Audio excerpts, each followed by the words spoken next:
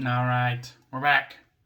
We're back with some Mad Bat Tesseract from Interboro Spirits and Ales in collaboration with Grimm. You could see on top there, Interboro and Grimm.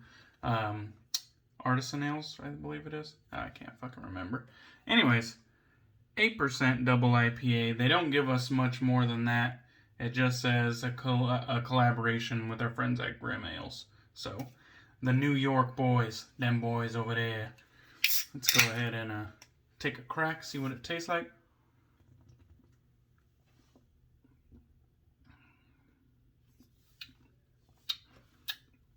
A lot of fruit.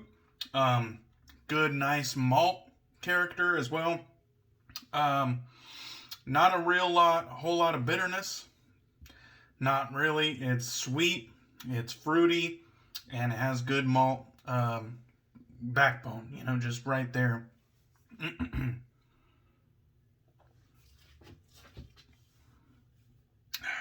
I'm gonna guess this is a hazy double IPA. Not bad, not bad. I'm beginning to like both of those breweries now that I'm getting more offerings from them. Beginning to like both of them a lot more. Anyhow, we're going to be using some PAA CK6 Phoenix Artisan Accouterments. This is their Oubliette scent. And this is a throwback label, howtogrowumustache.com. And the Synergy shaving soap is what the old base used to be called. Oh, it's fucking wonderful. There's a look at the kind of the look of the soap. It's a soft soap. Hell of a lot of butters in this one. And we're going to start it off actually with the matching EDP, which is in this little 30-ounce bottle. I'll go ahead and pull the cap off there. See the little spritzer? We're just going to start this one off with a couple dead center in the chest.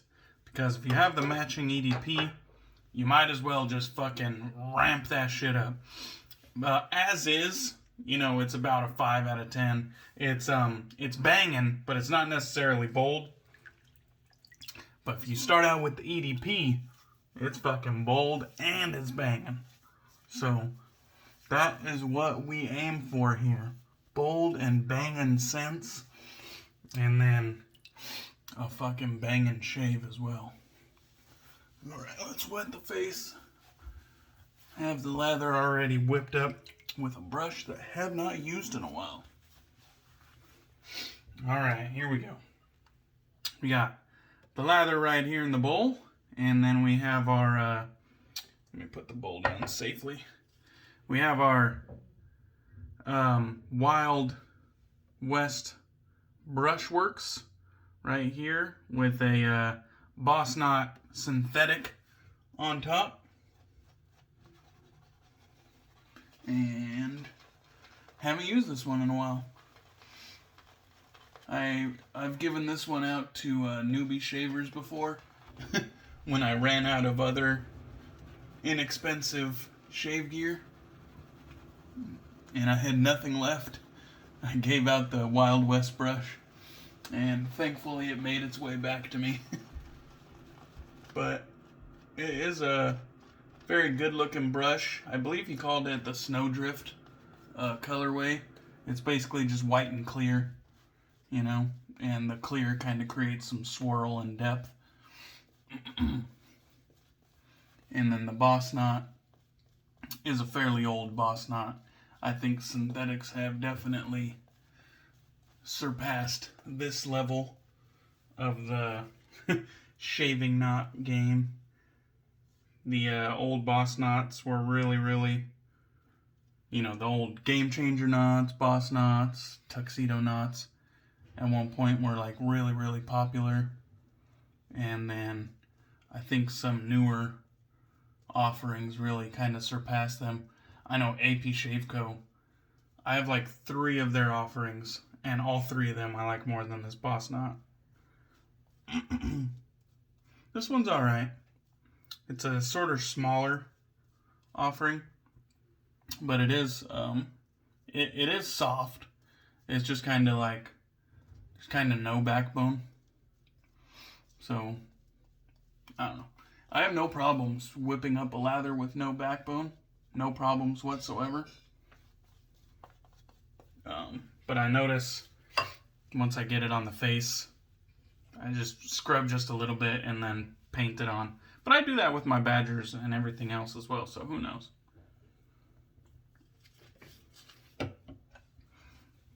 Alright, we're going to be using this masterpiece.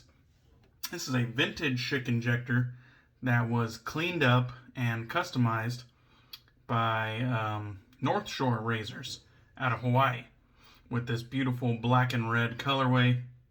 And then it looks like, let's see, it's got a squared off blade, so I'm going to say it's a supply injector blade. And let's get with it. I haven't used the razor in a while either, actually, now that I come to think of it. But this is an absolutely beautiful razor. I don't remember which style it was. I think it was one of the more aggressive offerings, but I could be wrong. It's been so long now. I think it was like the Type I or something, or Type E. But I have a Type G, and I've always thought that this one was more efficient than that one.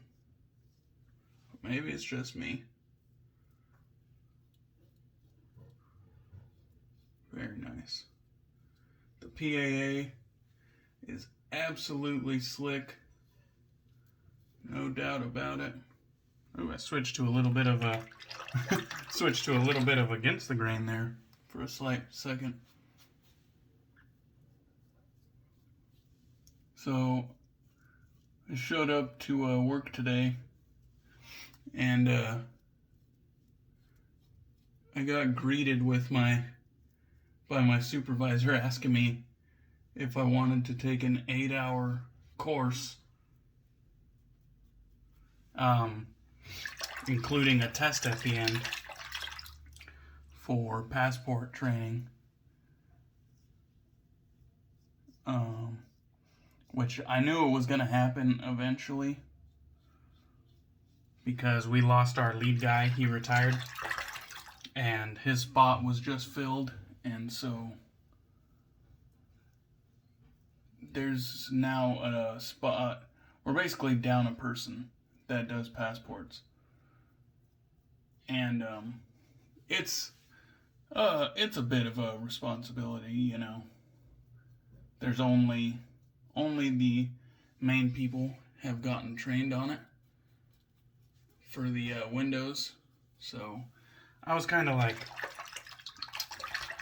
I don't get anything. I don't get absolutely anything for knowing the passport training. Like, there's no bump in pay, there's no benefits whatsoever. So I would just know it just for the sake of knowing it. But I went ahead and took that just because I'm up there with these guys a lot. I'm up there with them very often. And I can see how much of a pain in the ass it is for them when they're down a person. And then I look at some of the other options around me, like, if I don't do it, who will? And I could just see that my coworkers are going to be in a fucking world of hurt if I don't step up. So I went ahead and took it, and I failed the first time, just barely. So you need 90% to pass, and I had like 87 or something like that. And so I was like, fuck. I was like, I wonder how long before I can retake it. And so I backed out and logged back in, and it was able to be retaken right away. Now, this is a 2-hour test, but I finished the curriculum early, And so I still had time. And I didn't take the full 2 hours either. I only took like an hour and 15 minutes.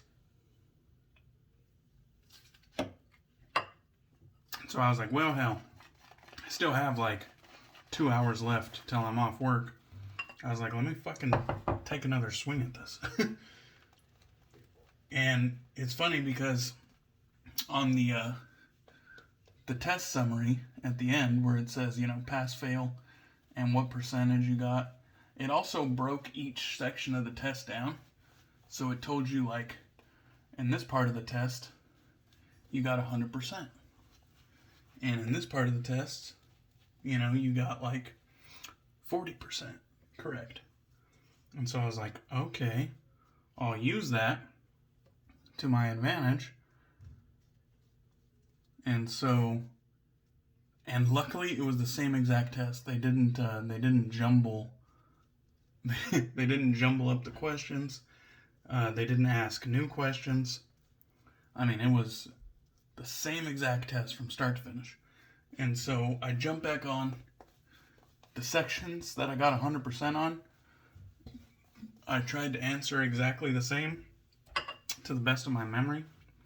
And then the sections that I did bad on, I kind of used the process of elimination to pick new answers. And I passed the second time around. So I was pretty happy about that.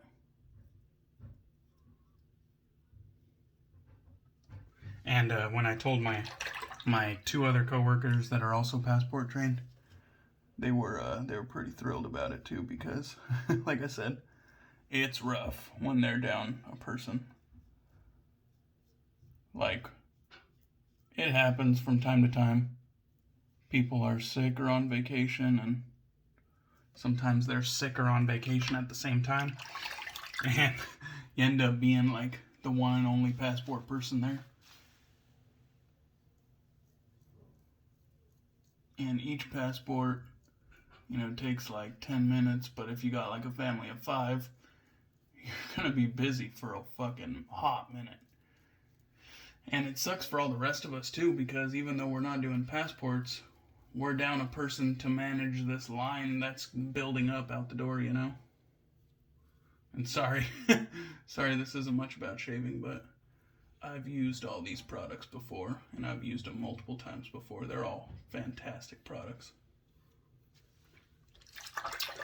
But, yeah, so it sucks for everybody involved when we're down a passport person.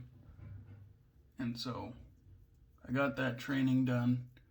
Obviously, I'm no expert, but I have done quite a bit of passport renewals, which I didn't need any training on. I basically just needed to verify if the passport is complete.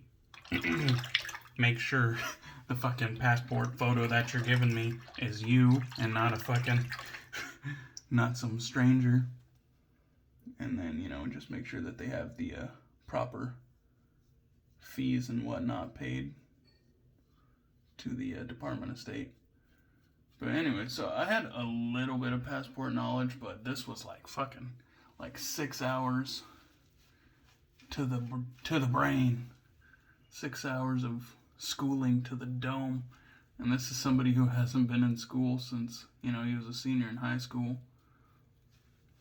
So I haven't done shit for schooling since. And I was definitely, I was struggling the first few hours, to be honest. I was like, fuck, how do people just stare at a screen? But I got through it, and what I set out to do, I did. So we came, we saw, and we fucking kicked ass. So that's good. Completed the training. Now I'm in charge of a little bit more responsibility, but that's all right. Hopefully I could get one of those full-time Windows positions. That way I don't have to bounce around covering different people's shifts and different people's hours. that don't always agree with my sleeping schedule. If I could lock down one of these full-time positions as the pieces shuffle, since that guy retired, pieces are going to start moving. And so if I can lock down one of these full-time positions, that'd be badass. Where the hours are set in stone. My hours are set, but like I said, I have to cover people, so I also have to like assume their schedule when they're gone.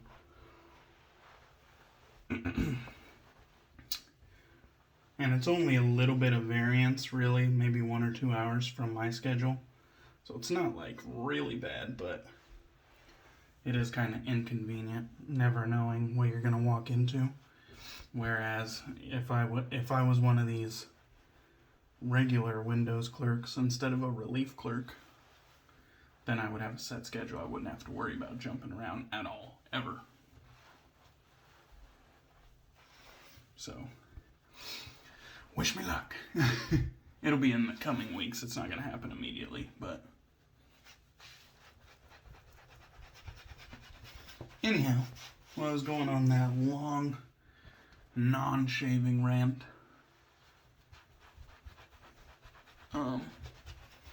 I did eke out a very nice shave. Always a good shave when I'm using my favorite style of razor, the Schick Injector. As always, if you don't have a vintage Schick Injector, scour eBay and Etsy, the buy-sell trades, and get you some. Alright, we will get the rest of that off cam. You can go ahead and shake it up. This is the matching aftershave splash here. And we are going to show this hashtag shit stricter, not restrictor, shit stricter, as me and Max Shaves call it. So here's the deal. How the fuck? I hate these fucking aftershaves. I hate them. Oh. See? I know that's not the proper way to do it. I know. But the proper way to do it has never worked for me either. So kind of throwing my thumb over it and restricting it by opening and closing the flow is about all I can do. I've turned it completely upside down. I've done it on camera, and it just came fucking gushing out. So, I'm kind of, what do you do? Anyways, a lot of splash came out, but I don't think I wasted any, so that's good. Got it all on the cheeks, neck, and forearms, so we're good there. I don't see any splash on my counter, so we're good there. Anyhow, guys, thank you for watching this. I hope you enjoyed it. Thank you for all the support. I'll catch you guys on the next one.